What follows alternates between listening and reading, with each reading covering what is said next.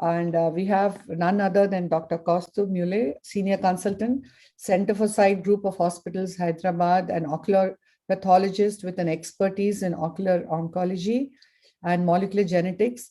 And he is going to delve in the next 15 minutes on something we really need to know, pathology of orbital tumors, the final diagnosis, the final say. So let's hear from you.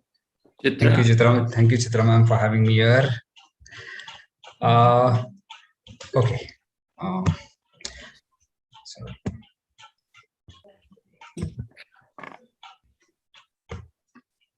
Okay. Now, from all the speakers that we have heard so far, we have learned one thing: the buck stops with the pathologist. And just kidding. Okay. So now, eyelid, as we know, is the thinnest skin in our body, and despite that fact, it has got numerous structures which can be a source of both benign and malignant neoplasms. Now, eyelid, if you look at it, it has got 4 layers. You have the skin with its subcutaneous tissue, then you have the orbicularis oculi, then you have the tarsus, and finally conjunctiva on the inside. Now, within the skin in the eyelid is very much similar to, okay, now before I go ahead into details, I know you've seen a lot of pink and blue. I'm not going to take you into a journey of pink and blue. तुम लोग बोलोगे, second year में slides नहीं, pathology समझ में नहीं आया, अभी कहाँ से समझ में आया? So don't worry, I'm just going to try and bridge the gap between a lab and a clinic. Okay, so back to where we were. The skin in the eyelid is very much similar to skin everywhere else, except that it doesn't have fat. Now you have dermis, which has got dermal appendages and a lot of glands. You'll get the eccrine sweat glands, you'll have the apocrine glands, sebaceous glands, and of course, accessory lacrimal glands as well. Then you have the entrance of the orbit, which is covered by the skeletal muscle, which is none other than orbicularis oculi. Below this is the tarsal plate with meibomian glands, and finally you have the conjunctiva on the inner side with its epithelium and the substantia propria. Now, any of these histological structures can give rise to tumors. So you can have tumors coming from the epidermis, which can be melanocytic, non-melanocytic. Then you have tumors coming from the glands. Then you have the mesenchyme in the eyelid, which can give rise to tumors, which are nothing but soft tissue tumors. And of course, then eyelid can also be a destination for tumors from elsewhere in the body. Now, like Dr. Millen said, in a lot of time, on a lot of occasions, a clinician's diagnosis doesn't go wrong. But studies have shown that in about 5 to 20% of the cases, there has been a disparity between the clinical diagnosis and the histological diagnosis. Let us look at the most common lesion that you would encounter as a clinician in your OPD, chalazion. Enough has been spoken today about this lesion. A Canadian study recently showed that when they assessed or they compared the clinical and the histopathological diagnosis in chalazia, they found a discrepancy in about 6.5% cases. Now, 6.5% doesn't seem like a very big number, but then the number of cases was 78, and out of which 15 turned out to be malignant and 3 were pre-malignant. Now, this highlights the importance of a pathologist again. So now that we know histopathology is important, we have tried to answer this question earlier this evening. Do all lesions need a histopathological examination? Now, India, like Chitra ma'am mentioned, is a country which moves a lot around price tags. It's economically driven. It is easier to convince a patient to undergo a surgery which costs 5 figures than to do a histopathological examination which costs 3 figures. So what is it that you can possibly exclude doing a histopathological examination? Any guesses? Okay, we have heard answers from both sides. So let's see what could be ideal. Now, chalazion in a patient less than 40 years of age, if it is the first occurrence and you have done a curettage, you can just let it go. But the second occurrence, it needs to be sent to a pathologist. Other than this, any eyelid tissue that has been removed during surgeries such as ectropion, entropion, or cosmetic surgeries can possibly be discarded unless it is of research importance. Other than this, any tissue that is removed during any kind of surgery needs to go to the lab, right? Okay, so now we know what to send to the lab. Let's get on to how to send it to the lab. Dr. Neelam, when she was speaking, she spoke about the importance of margins. So if you're doing a wide excision, you need to tell your pathologist which margin is what. Only then he will be able to tell you, okay, so and so margin is involved, and then possibly you can go ahead and if it is involved, do a wider excision or what. Now, indicating a margin, you can either indicate it by on a piece of filter paper by marking the margins, or you can use sutures of different length, sutures of different color, sutures of different material, and then writing it on a request form. Now, Dr. Mopia did a map biopsy earlier. So during a map biopsy, you can put those tissues individually and separately on a diagrammatic representation and send the whole thing to a pathologist, and the pathologist will report on them independently. Now, once this has been done, the whole tissue has to be put in a preservative, which we call it as a fixative, which is the fixative that we use routinely. And I know everyone will jump at it and say it's formalin. No, it's not just formalin. It is 10% neutral buffered formalin with a pH of 7. Now, each word over here is very important. Why does it have to be neutral? Because if it is not neutral, it will not be processed properly. The pathologist will not be able to take sections properly, and then the diagnosis will get hampered. Any concentrated formalin will not allow the lab to do additional tests such as immunohistochemistry. So use 10% neutral buffered formalin, ask your pathologist to give it to you. They will prepare it in the lab and hand it over to you. Now, once that has been put in the container, you have to just seal it off so that there is no leakage, and then label it. Now, speaking of preservatives, there are different preservatives that can be used on different occasions. Let's see if we know them. Now, for light microscopy, what is the preservative that we use? I just told you, it's 10% neutral buffered formalin. If there is immunohistochemistry that is necessary, again, the same thing, 10% neutral buffered formalin. If you aspirate a bone marrow, like you do in cases of retinoblastoma or rhabdomyosarcoma, then you can either send it in EDTA or you can send it in Helix fluid. If it is a bone marrow biopsy that has been done, because it has bone in it, you send it in Zenkus fluid. If the tissue has to be sent for electron microscopy, you should send it in glutaraldehyde, ideally 2% glutaraldehyde. If you're doing a vitreous biopsy, if there's cassette fluid, aqueous humor, your pathologist or your lab is not in your building, you need to send it to a distant place. It's very simple, add 95% isopropyl alcohol to it, maybe about 3 to 4 drops, and just send it, say in a proportion of 1 to 5, and send it across. If you have yourself done the FNAC in the OPD and you need to send the slides, make sure that the slides are divided into 2 parts. Half the slides need to be air dried and half the slides put in isopropyl alcohol. If it is a tissue block, if tissue that you are sending it for a cell block, add it in Boyens fluid and send it across. All these fluids are available in most of the labs. You can simply request your pathologist to send it across to you. Okay, now that you have packed the specimen and you have decided to send it to a lab, how do you do it? You have to send a request form first. That's very important. But before you send a request form, always communicate to a pathologist that you're sending so and so. If there is some deviation from normal, communicate with the pathologist. Sometimes there's a urgency. Sometimes you might need a special test. Sometimes there are clinical diagnosis that you're thinking of. So always communicate with the pathologist. Now, what should an ideal request form look like? It should have the patient details, of course, the first name and the last name, and rest of his demographics. Your pathologist might need to communicate with you, need to ask you questions about a lesion. So always write your name and your phone number or your hospital name so that he can contact you. There has to be a high risk status if present mentioned. Like, these days, if the patient is COVID positive, mention that on the report so that the lab personnel will be careful about it.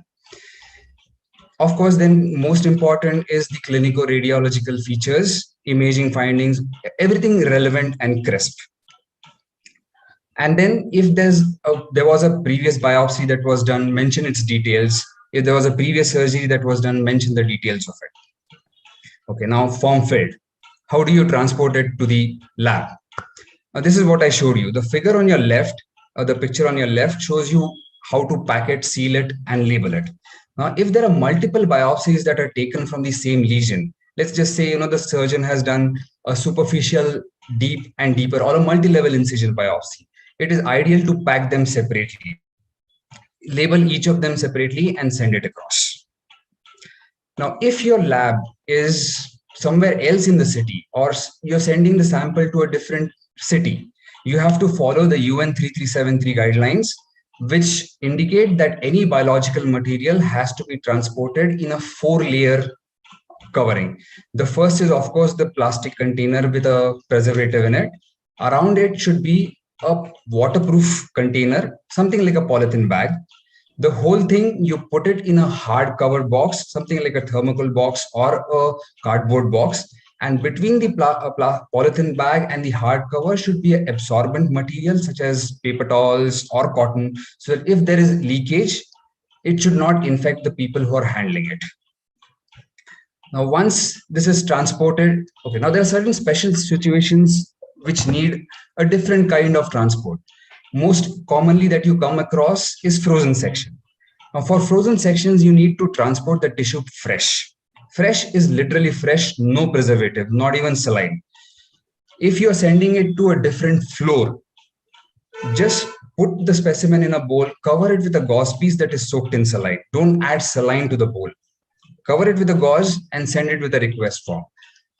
Now, frozen section to a different center or to a different locality, it's ideally not advisable, because by the time the specimen reaches there, it would get autolyzed. Okay, now a lot of times I get a call, Kaustubh, iska report kya hua?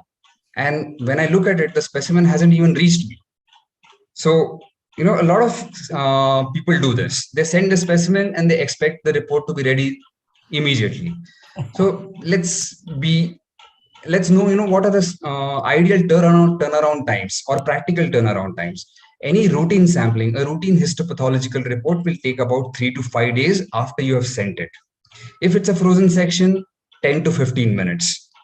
If the biopsies are small, like, you do a needle biopsy or you do a small incision biopsy and you're pally with your pathologist, he might give it to you in 24 to 48 hours.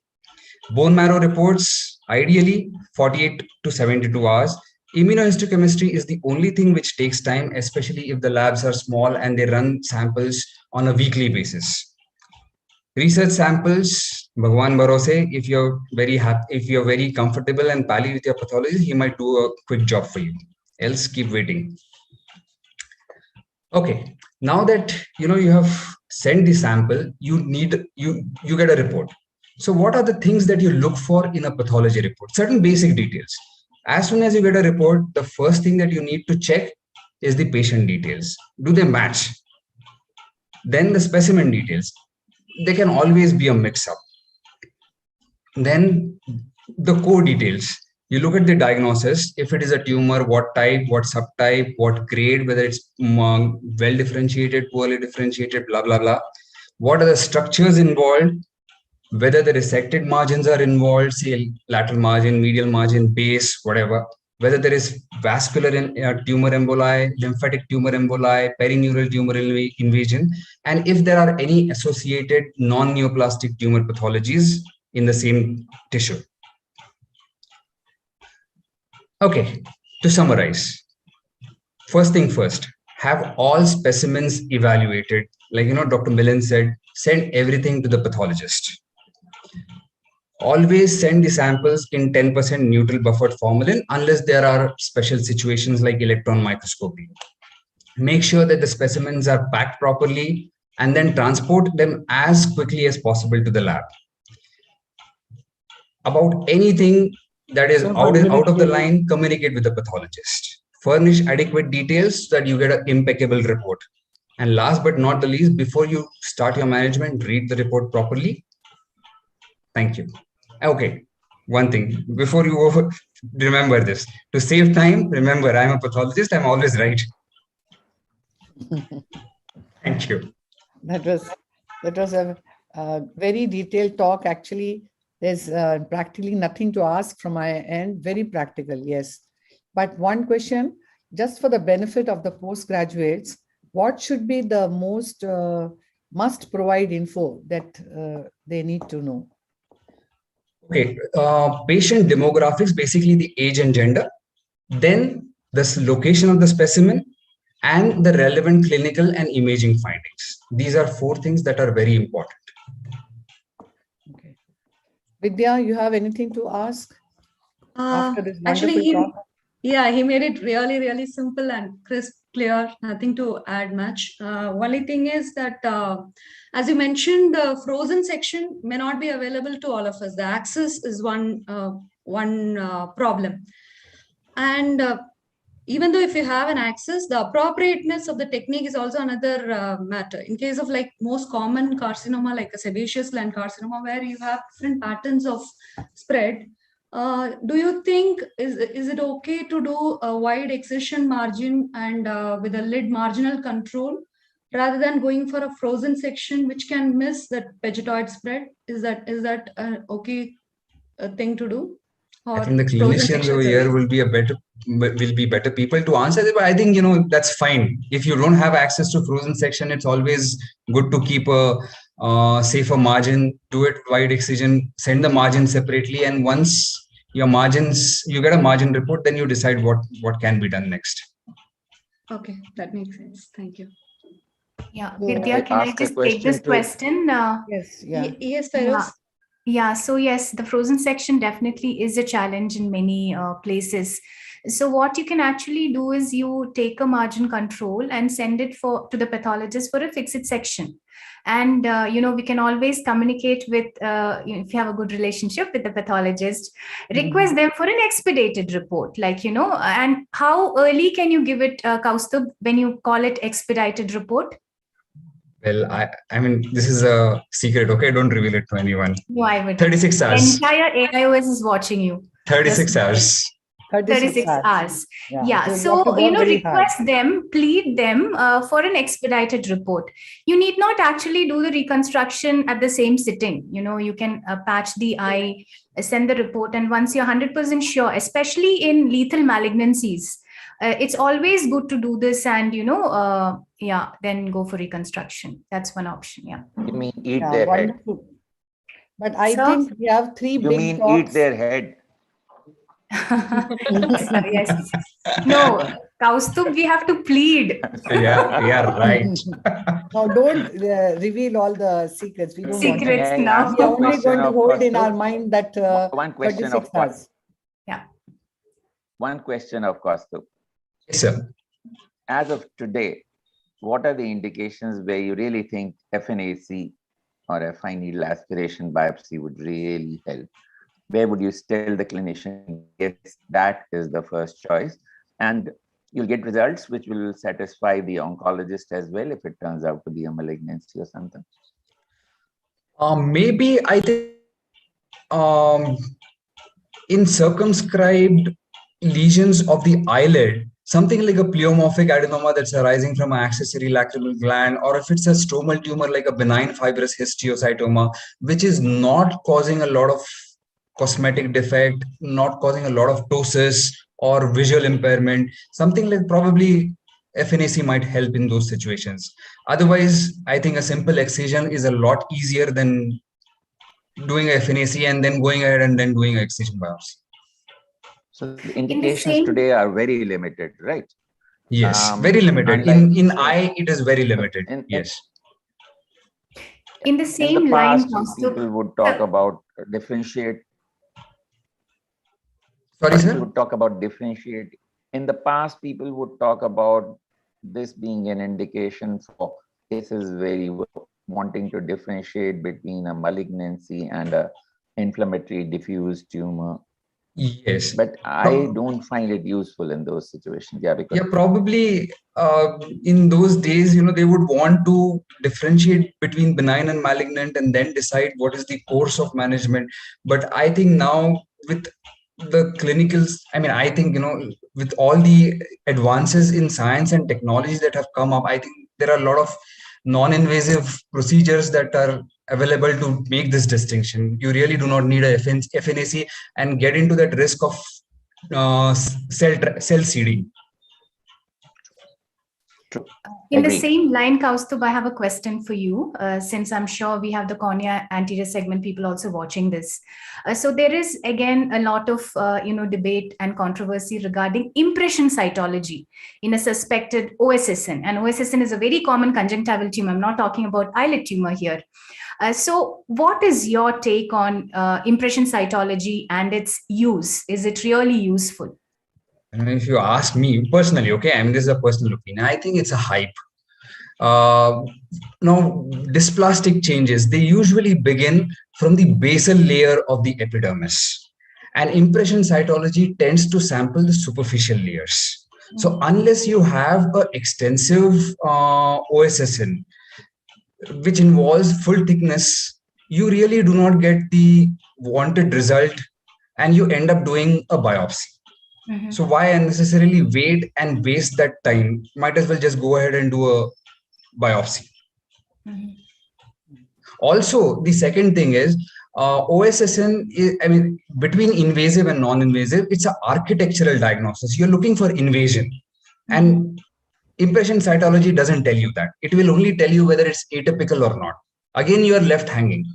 So I think biopsy would be my recommended choice. Now, from the respected panelists over here, Dr. Grover, Dr. Abhijit, Dr. Usha, in your practice, do you use impression cytology for conjunctival OSSN? No, I don't. Yeah, I don't either. Ma'am, Abhijit ma'am? Only when there is a doubt, not otherwise. Okay. Usha ma'am? I'm really doubtful that Dr. Usha has left. It's part of a cystic pterygium or something like that, only then, not otherwise. Okay. I agree with Dr. Abhijit. Same here. Oh, okay. Thank you. Thank you. But I think though the discussions are very useful, we need to move on because we have 3 important talks here. So we move on. Thank you, to ma'am. Just a minute. Yeah, thanks Could a I lot, just, Dr. Kaustubh. Yeah, that was a wonderful talk.